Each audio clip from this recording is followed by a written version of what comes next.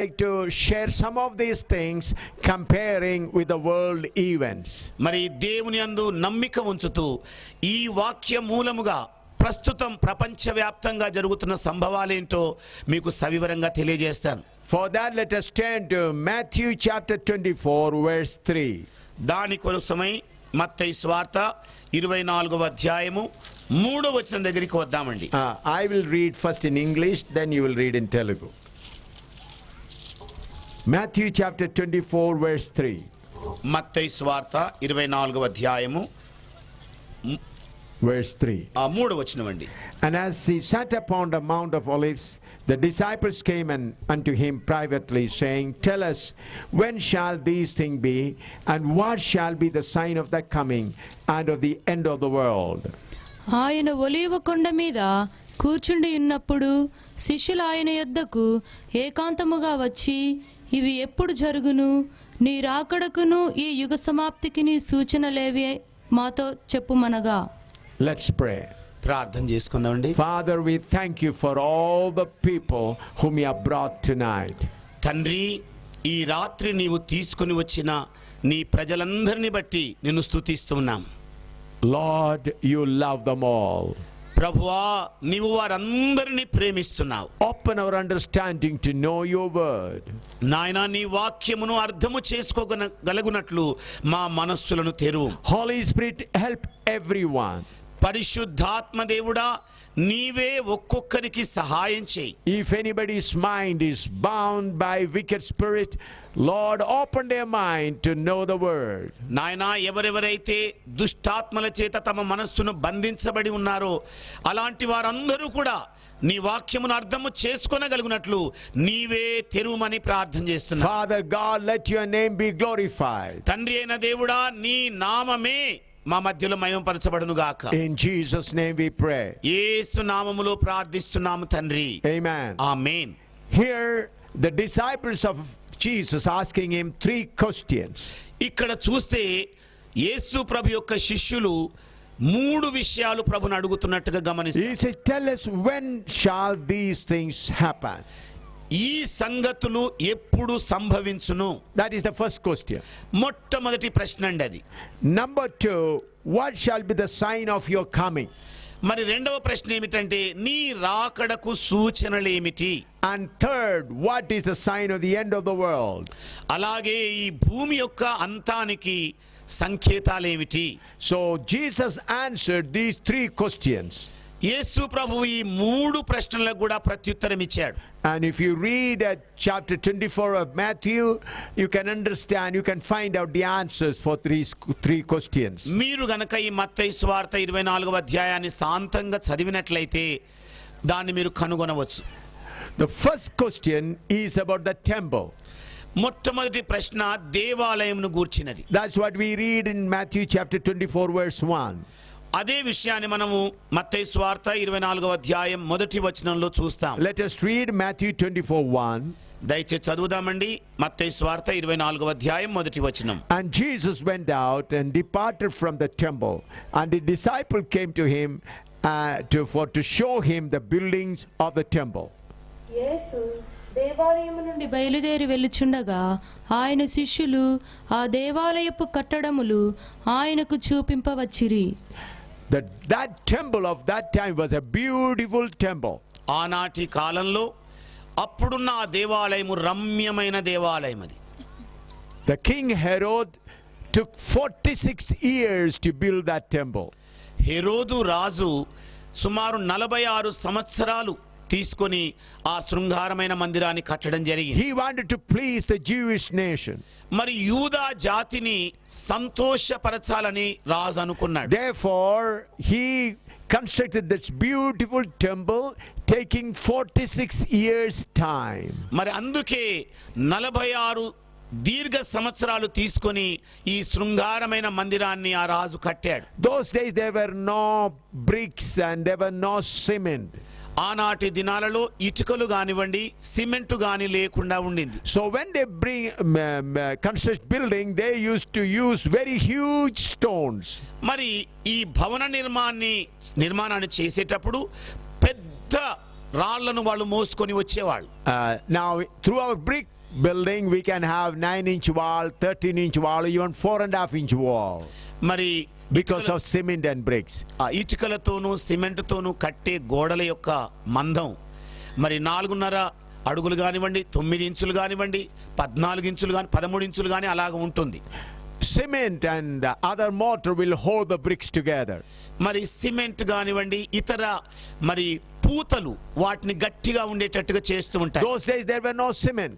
ఆనాటి దినాలలో సిమెంట్ అనేదే లేదు. So therefore they used to bring very huge stones. By the weight of that stone, the wall used to remain. మరి వాళ్ళు బరువైన రాళ్లను తీసుకొని వచ్చేవాళ్ళు. ఆ బరువు మీద ఈ నిర్మాణాన్ని కొనసాగిస్తూ Because of the weight of the stone, the wall remained. మరి ఆ రాయి యొక్క బరువును బట్టి గోడ చక్కగా నిలబడగలిగేది. It would be wide stones. అది మరి వెడల్పైన రాయండి. Some stones would be about 2 ton and 3 ton and 4 tons weight. ఒక్కొక్క రాయి యొక్క బరువు 2 టన్నుల నుండి 3 టన్నులు గాని 4 టన్నులు గాని ఉండేది. The temple of Jerusalem was built with using very huge stones. మరి యెరూషలేము యొక్క మందిరము పెద్ద బరువైన రాళ్లతో నిర్మాణం చేయడం జరిగింది. So that was a beautiful building. అది శృంగారమైన భవనం అండి. The inside of that building was plated with gold plates. మరి ఆ మందిరము యొక్క ఆంతర్య భాగం అంతా కూడా బంగారము చేత పూయబడింది. Very beautiful building. బహు సుందరమైన మందిరం అండి అది. Looking at that building, Jesus Christ said, the day is coming, this temple will be destroyed, stone upon stone would not be left. ఆ దేవాలయము వంక చూస్తూ యేసు ప్రభు పలికిన మాట ఏమిటంటే, ఒక దినము రాబోతుంది, ఈ దేవాలయము నేలమట్టం అవడానికి ఒక రాయి మీద ఇంకో రాయి ఉండకుండా పూర్తిగా కుప్పగూలిపోతుందని చెప్పాడు.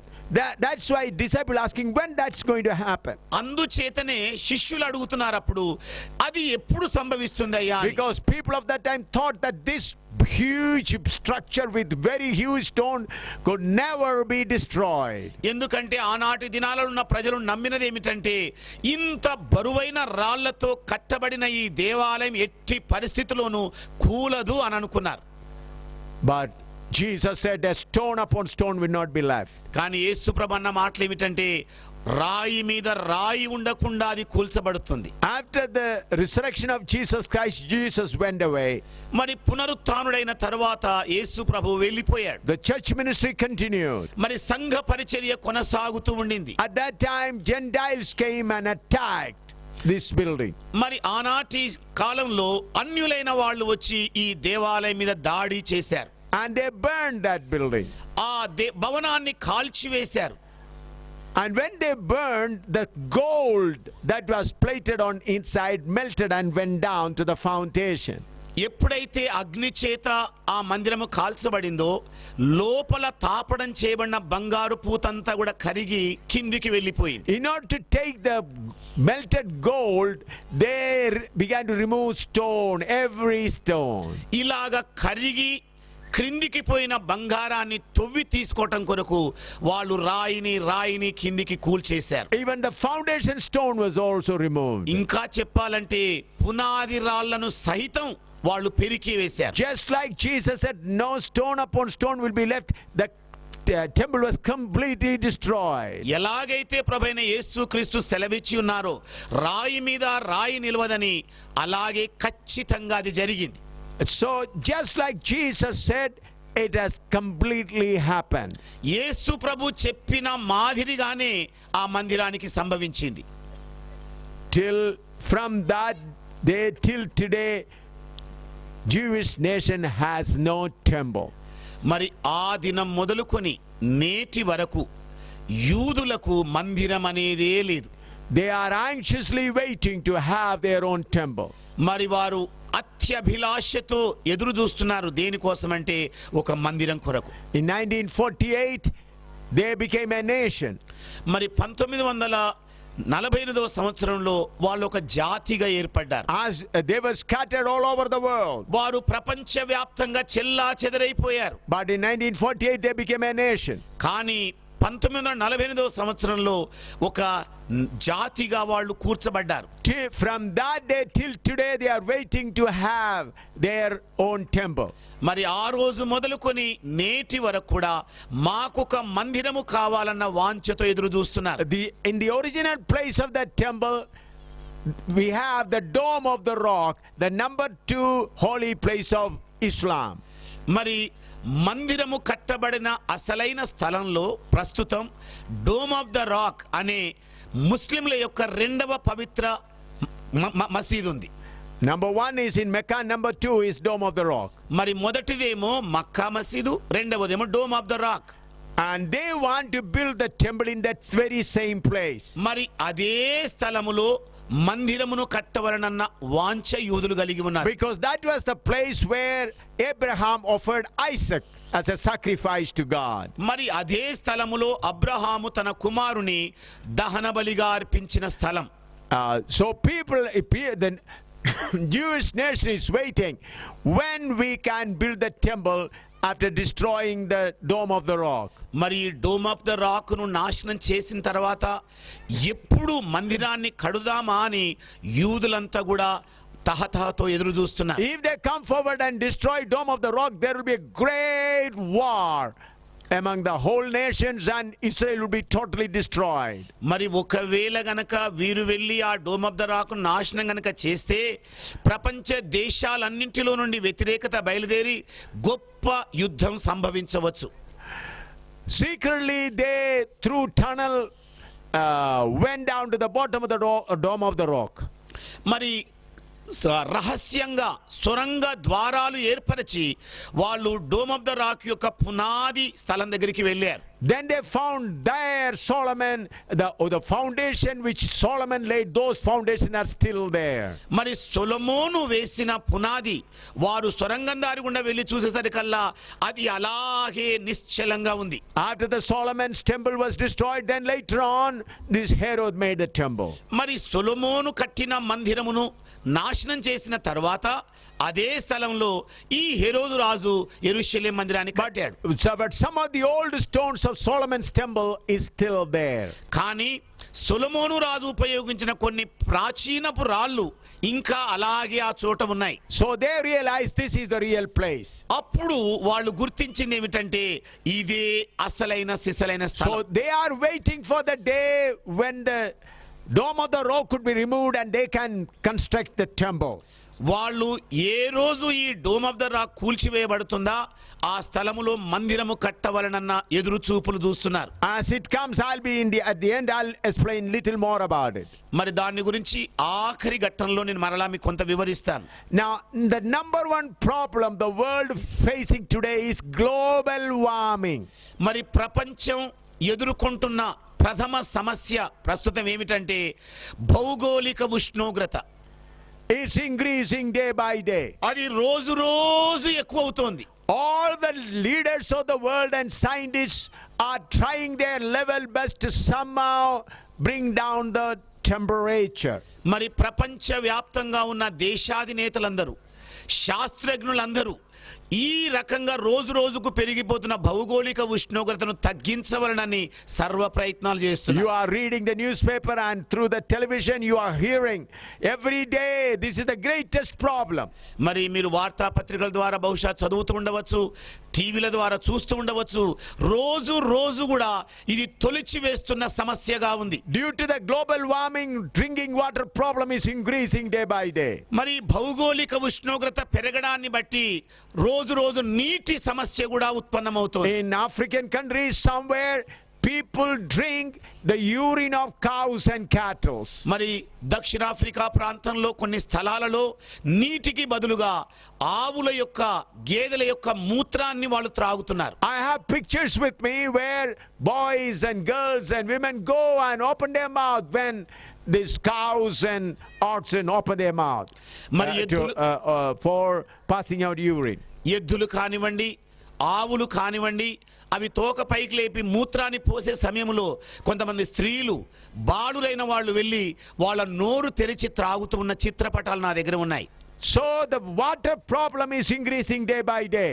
అందుకే నీటి సమస్య దినదినము కూడా అధికమవుతోంది. The UNO says the greatest problem that the world is going to face is water scarcity.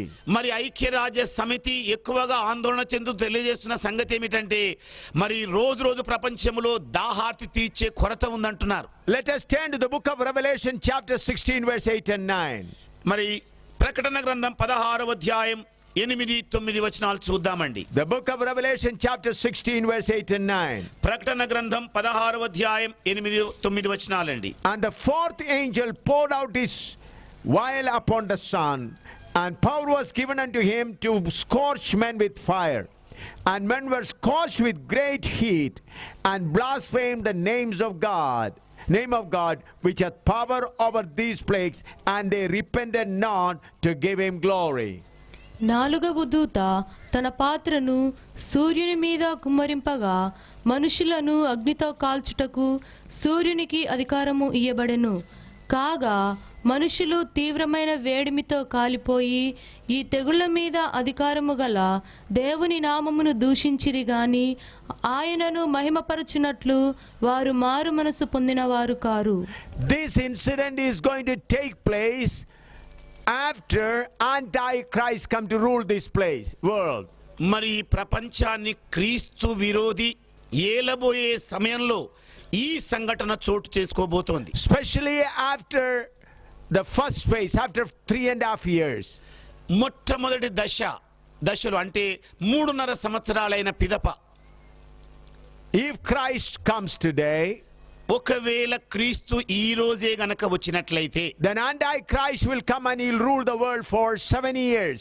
మరి అప్పుడు క్రీస్తు విరోధి వచ్చి ఈ లోకాన్ని ప్రపంచాన్నంతటిని 7 సంవత్సరాల వరకు ఏలుబడి చేస్తాడు. For first 3.5 years it will be a peaceful atmosphere. మొదటి 3.5 సంవత్సరాల వరకు ప్రపంచవ్యాప్తంగా శాంతి ఉన్నట్టుగానే కనబడుతుంది. But after the 3.5 years he will declare himself as God. మరి 3.5 సంవత్సరాలైన పిదప తానే దేవుడనని క్రీస్తు విరోధి His ప్రకటించడం image జరుగుతుంది. will be established in the temple మరి of అతని Israel. మరి ఇశ్రాయేలు ప్రజల యొక్క బలులు నైవేద్యములు తనకే అర్పించవలనని అతడు లోపల కూర్చుంటాడు. At that his image will be established there. అతని ప్రతిరూపం ప్రతిష్ఠించబడుతుంది. At that time God will start punishing the people of the world. అదే సమయంలో దేవుడు ప్రజలను శిక్షించడం ఆరంభిస్తాడు. The heat of the sun will increase so many times more. మరి అదే సమయంలో సూర్యుని యొక్క వేడి అనేక రెట్లలో ఎక్కువవుతుంది. That will happen only after 3.5 years. అది 3.5 సంవత్సర కాలంలోనే జరుగుతుంది. After Christ comes. అంటే క్రీస్తు వచ్చిన తరువాత. But now it's already under preparation. ఇప్పుడు చూస్తేనేమో సిద్ధపాటు జరుగుతోంది అంతా కూడా. Now preparation for increasing heat is already taking place. మరి ఉష్ణోగ్రత పెరగటం అనే ప్రక్రియ ఇప్పటికే ఎక్కువవుతోంది. You all are aware about North Pole and South Pole. మీరందరూ కూడా ఉత్తర ధ్రువము దక్షిణ ధ్రువం సంగతి వినుంటారు. North Pole was full of ice. ఉత్తర ధ్రువం అంతా కూడా మంచుతో కప్పబడి ఉంటుంది. It was. ఇంత ముందుకు మంచుతో కప్పబడి ఉండేదండి. But now during the last 2-3 years the ice is completely melted. కానీ గత 2-3 సంవత్సరాలుగా చూచినట్లయితే ఉన్న మంచంతా కరిగిపోతోంది. Now it is full of water. ఇప్పుడు చూస్తేనేమో ఎక్కడ చూచినా జలమే కనబడుతుంది. And some places grass also has come up. ఇంకొన్ని స్థలాలలో గమనించి చూస్తే గడ్డి కూడా పెరుగుతోంది. Now ships started going there. ఇక ఓడలు కూడా ప్రయాణించడం మొదలైనాయి. Because of the ice there was lot of weight. మరి ఈ మంచు ముక్కలను బట్టి ఎక్కువ బరువు ఉండేది. But because it has melted, the globe angle is began to tilting down. మరి ఇదంతా కూడా బరువు తగ్గి నీలమయమైపోయింది గనక ఈ గ్లోబల్ యొక్క ఇరుసు కొంచెం వంచినట్టుగా అయిపోయింది.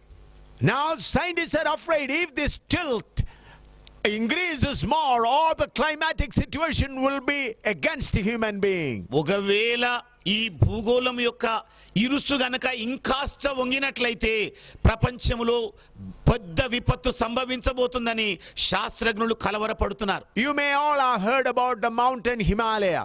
మీరందరూ కూడా హిమాలయ పర్వతాలను గురించి వినే ఉంటారు. 3/4 of the glaciers, snow glaciers, have already been melted away. మరి 3/4 వంతు మంచుగడ్డలన్నీ కూడా ఇప్పటికే కరిగిపోయినాయి. Now if this continues, then river Ganga and Brahmaputra all will be dried up. ఒకవేళ ఇదే గనక ఇలాగే సంభవిస్తే గంగా బ్రహ్మపుత్ర నదులు ఎండిపోతాయి. If Ganga and Brahmaputra gets dried up, then the nation India farming sector will have great problem. మరి గంగా నది కానివ్వండి బ్రహ్మపుత్ర గాని ఎండిపోతే భారతదేశంలో మరి వ్యవసాయ రంగం క్షీణించిపోతుంది. Maximum food is produced through the valleys of Ganga and Brahmaputra and other rivers. అత్యధికమైన ఆహార సరఫరా ఈ గంగా నది బ్రహ్మపుత్ర నది యొక్క తీర ప్రాంతాలలో నుండే వస్తోంది. Australia was a prosperous nation. మరి ఆస్ట్రేలియా ఫలభరితమైన దేశంగా ఉంది. It was a prosperous nation. Australia ఒకప్పుడు ఫలభరితమైన దేశంగా ఉందండి. About a month before, I studied a report about Australia. మరి ఒక మాసం క్రితం ఈ ఆస్ట్రేలియా గురించిన చరిత్ర నేను చదివాను. And I seen some videos about it. మరి దానికి సంబంధించిన వీడియో చిత్రీకరణను కూడా చూశాను. During the last 1.5 years, more than 3/4 of Australian forest destroyed by wildfire. మరి గత సంవత్సరన్నర 1.5 year. సంవత్సరన్నర కాలంలో ఈ ఆస్ట్రేలియాలో ఉన్న పచ్చటి భూములన్నీ కూడా అడవి ప్రాంతం అంతా కూడా అగ్ని చేత కాల్చబడుతోంది. More than 3/4. అంటే 3/4 వంతు. I saw their pictures and it has all become desert. మరి నేను ఆ చిత్రపటాలన్నీ కూడా పారదూచినప్పుడు ఎడారి ప్రాంతాలుగా మారిపోయినాయి. The commentator was saying, we are afraid Australia will also become an Africa. మరి వ్యాఖ్యానకర్త ఏమని చెబుతున్నాడంటే మరి ఆస్ట్రేలియా దేశం బహుశా ఆఫ్రికాగా మారబోతుందని నేను ఆందోళన చెందుతున్నాను. Because there were so many forests and forest was a protector for their climatic condition. మరి వారి వాతావరణ శీతోష్ణ స్థితిని చక్కగా ఉంచుకోవడం కొరకు అనేక అడవులు భద్రపరచబడి ఉన్నాయి, పరిరక్షించబడి ఉన్నాయి. But majority of the forest area is destroyed by wildfire. కానీ అత్యధిక అడవి భాగం అంతా కూడా ఈ అగ్ని చేత కాల్చివేయబడింది. In Amazon Valley of America, the thick forest, great portion of it already burned down. America దేశంలోని అమెజాన్ వ్యాలీలో ఉన్న అరణ్య భాగం అంతా సింహ భాగం కాలిపోయింది ఇప్పటికే.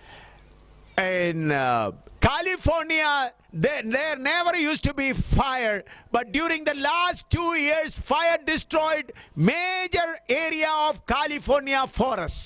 మరి కాలిఫోర్నియా ప్రాంతము ఎన్నడూ కూడా అగ్నికి ఆహుతి కాదనుకున్నారు కానీ ఇప్పుడు చూస్తేనేమో మరి కాలిఫోర్నియా ప్రాంతంలోని అత్యధిక భాగము అగ్ని చేత నాశనం చేయబడింది. So all the scientists and leaders are afraid if this situation continues, then earth will no more be fit for living. మరి శాస్త్రజ్ఞులైన వాళ్ళు, దేశాది నేతలైన వాళ్ళు ఒకవేళ ఈ పరిస్థితి ఇలాగే కొనసాగితే ఇక ఈ భూగోళం ప్రజలకు నివాసయోగ్యంగా ఉండబోవడం లేదని అంటున్నారు. So all the educated people and leaders, greatest worry is global warming. మరి విద్యావంతులైన అత్యధిక సంఖ్యాకులు, రాజకీయ నాయకులు విచారపడుతున్న సంగతి ఏమిటంటే ఈ భౌగోళిక ఉష్ణోగ్రతను గూర్చే. They say our children may not be able to enjoy the world. వాళ్ళు ఏమంటున్నారంటే మా పిల్లలు బహుశా ఈ భూమి మీద ఇక సుఖ విలాసమైన జీవితం గడపలేరేమో. So they are always making plans how to control this great destruction. మరి గొప్ప వినాశనాన్ని ఎలాగ నియంత్రించాలా అని సర్వ ప్రయత్నాలు వాళ్ళు చేస్తున్నారు. Along with the global warming, some strange things are also happening. మరి భౌగోళిక ఉష్ణోగ్రతతో పాటు కొన్ని క్రొత్త సంగతులు కూడా సంభవిస్తున్నాయి. Between our earth and sun there is heliosphere. మరి మన భూమికిని సూర్యునికి మధ్యలో హీలియోస్పియర్ అని ఉంది. In order to protect us from galactical rays, heliosphere is required. మరి ఈ కిరణాలు మన మీద నిటారుగా పడకుండా మనలను భద్రపరచడం కొరకు ఈ హీలియోస్పియర్ అనే పొర మరి ప్రయోజనకరంగా ఉండింది. If that is not there, through cosmic radiation so many sicknesses will come. మరి ఈ ఆకాశ మండలంలోని రేడియో ధార్మిక శక్తి కిరణాలు కనుక మన మీద పడితే అనేక అనారోగ్యాలు లేకపోతే వ్యాధులు వచ్చే పరిస్థితి ప్రమాదం ఉంది. Now they have found out 35% is already finished. వాళ్ళు కనుగొన్న క్రొత్త విషయం ఏంటంటే ఇప్పటికే 35% అది పూర్తిగా పాడైపోయిందని. And they say if heliosphere is going to destroy, then earth will be no more fit for man to live. ఒకవేళ హీలియోస్పియర్ పొర గనుక పూర్తిగా నాశనమైతే ఇక భూమి మీద నివాసం ఉండే పరిస్థితులే లేవని చెబుతున్నారు. What psalmist says in Psalm 102. మరి 102వ కీర్తనలో కీర్తనాకారుడు ఏమని అంటున్నాడు చూడండి. He was not a scientist. అతడు ఒక శాస్త్రజ్ఞుడు ఏమి కాదు. Those days these inventions were not there. మరి ఆనాటి దినాలలో ఇలాంటి పరిశోధనలు అనేవి ఏవి కూడా లేకుండా ఉండేవి. But he heard the word of God. కానీ అతడు దేవుని వాక్కును విన్నాడు.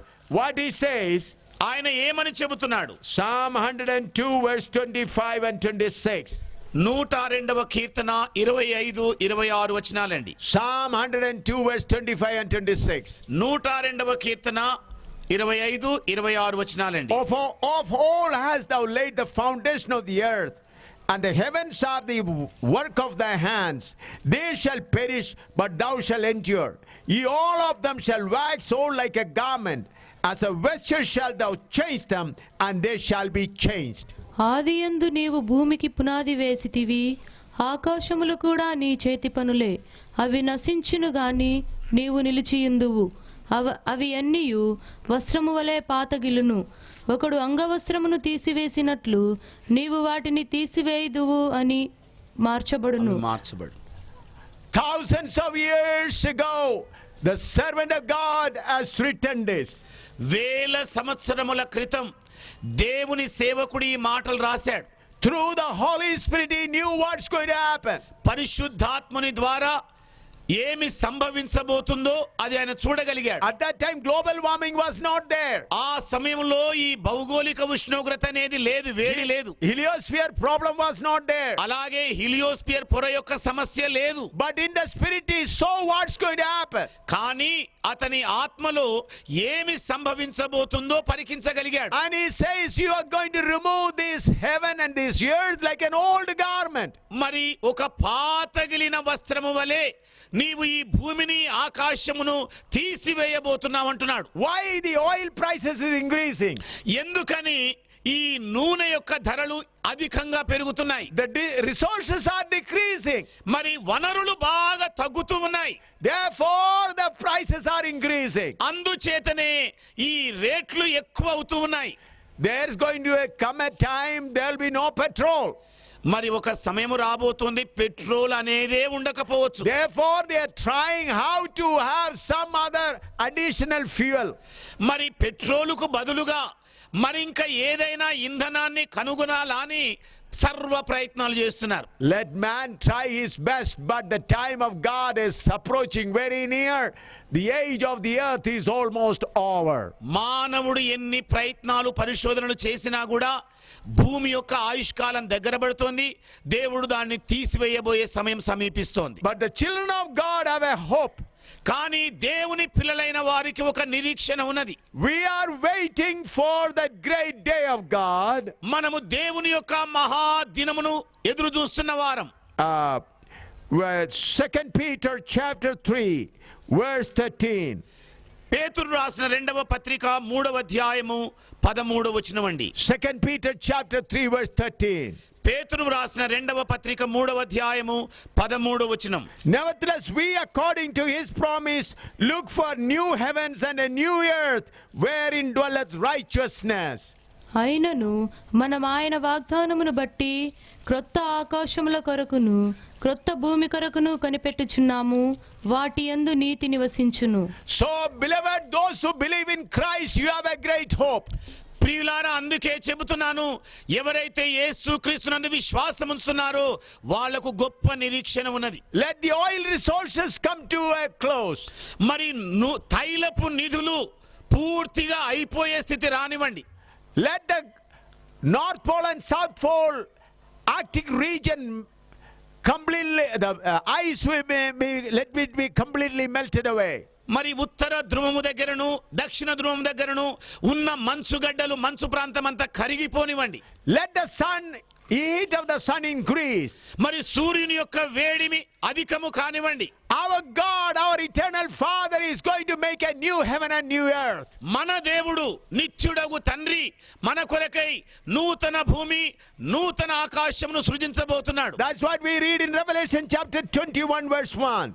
మరి అదే విషయాన్ని మనం ప్రకటన గ్రంథం 21వ అధ్యాయం మొదటి వచనములో చూస్తాం. And I saw a new heaven and a new earth, for the first heaven and the first earth were passed away and there was no more sea. అంతట నేను క్రొత్త ఆకాశమును క్రొత్త భూమిని చూచి తిని, మొదటి ఆకాశమును మొదటి భూమియు గతించిపోయెను, సముద్రమును ఇకను లేదు. The first heaven and earth have gone and God created new heaven and new earth. మొదటి భూమి మొదటి ఆకాశము నాశనం చేయబడింది. దేవుడు నూతన భూమిని నూతన ఆకాశాన్ని సృజించాడు. Therefore we preach to every believer, become a stranger on this earth. అందుకే మేము ప్రతి విశ్వాసికి బోధిస్తున్న సంగతి ఏమిటనగా, ఈ భూమి మీద యాత్రికుని వలె ఉండాలి. We have to leave this earth. మనం ఈ భూమిని విడవవలసి ఉంది. This is a temporary shelter. ఇది ఒక తాత్కాలికమైన గుడారం నివాసము. And God is going to remove it and bring a new heaven and a new earth. దేవుడు దీనిని తొలగించేసి నూతన భూమిని నూతన ఆకాశాన్ని సృజింపబోతున్నాడు. Let us go to the second point. మరి రెండవ అంశము దగ్గరికి వెళదాం. Let us go to the book of Obadiah verse 4. మరి ఓబద్యా గ్రంథం 4వ వచనం చూద్దామండి. The book of Obadiah ఓబద్యా గ్రంథం verse 4. 4వ వచనం అండి. Though thou exalt thyself as the eagle, and though thou set thy nest among the stars, thence will I bring thee down, saith the Lord. పక్షిరాజు గూడంత ఎత్తున నివాసము చేసుకొని నక్షత్రములలో నీవు దాని కట్టినను, అచట నుండి నేను నిన్ను క్రింద పడవేతును. Here it says, like an eagle, if you make your nest among the stars, I will bring you down. ఇక్కడ దేవుడు సెలవిస్తున్న మాట ఏమిటంటే, నీవు పక్షిరాజు వలె నీ గూడును లేక నీ నివాసాన్ని నక్షత్రములలో కట్టుకున్నా కూడా అక్కడి నుండి నేను నిన్ను పడద్రోస్తానంటున్నాను. You may know that the first spaceship made by America, the name of it was Eagle. మీకు తెలుసు కదండి, అమెరికా వాళ్ళు మొదట ప్రయోగించిన అంతరిక్ష నౌక పేరు పక్షిరాజు. Now all of you, I hope, aware, an international space station is under construction in between heaven and earth. మరి మీ అందరికీ ఇప్పటికే బహుశా తెలిసి ఉండాలి, మరి అంతరిక్ష మరి నౌక పడవ లాంటిది ఒకటి ఇప్పటికే ఆకాశానికి భూమికి మధ్యలో నిర్మాణం చేయబడుతోంది. Since last 6-7 years the international space station is under construction. మరి అంతర్జాతీయ మరి ఆకాశ నివాసము 7 సంవత్సరాలుగా నిర్మాణం చేయబడుతోంది. Now also when we are sitting here, they are building it there. మనం ఈ భూమి మీద ఇప్పుడు కూర్చున్న వేళలోనే వాళ్ళు ఇంకా దాని పైన గడుతూనే ఉన్నారు. They have already constructed airport. మరి ఇప్పటికే విమానాశ్రయాన్ని కట్టేశారు. Some hotels also they have made. కొన్ని మరి హోటల్స్ ను కూడా వాళ్ళు నిర్మాణం చేశారు. They have now they have already started cultivating tomato, lady's finger and some other things. మరి పంట మరి కూరగాయలను, టమాటాలను, బెండకాయలను కూడా పండిస్తున్నారు. There they say electricity is very cheap. వాళ్ళు అంటున్నది ఏమిటంటే అక్కడ విద్యుత్ శక్తి భలే చౌకగా ఉంటుంది. They take from the sun, through sun rays, they take all electricity. మరి సూర్యుని యొక్క కిరణాల గుండా వాళ్ళు ఈ విద్యుత్ శక్తిని తీసుకుంటున్నారు. Construction is going on now. ఇప్పుడు ఆ నిర్మాణం ఇంకా కొనసాగుతూ ఉన్నది. Several people have gone and come back. అనేక మంది ఆ చోటికి వెళ్ళి మరలా వచ్చారు. Some space tourists have gone and come back. మరి కొంతమంది అంతరిక్ష వ్యోమగాములు వెళ్ళి చూచి మరలా వచ్చారు. Australia last year made a special plane to go there and land there. మరి పోయిన సంవత్సరంలో ఆస్ట్రేలియా ఒక ప్రత్యేకమైన విమానాన్ని అక్కడికి సిద్ధం చేసి అక్కడికి వెళ్ళి చూచి వచ్చారు. Till today they are going through spacecraft.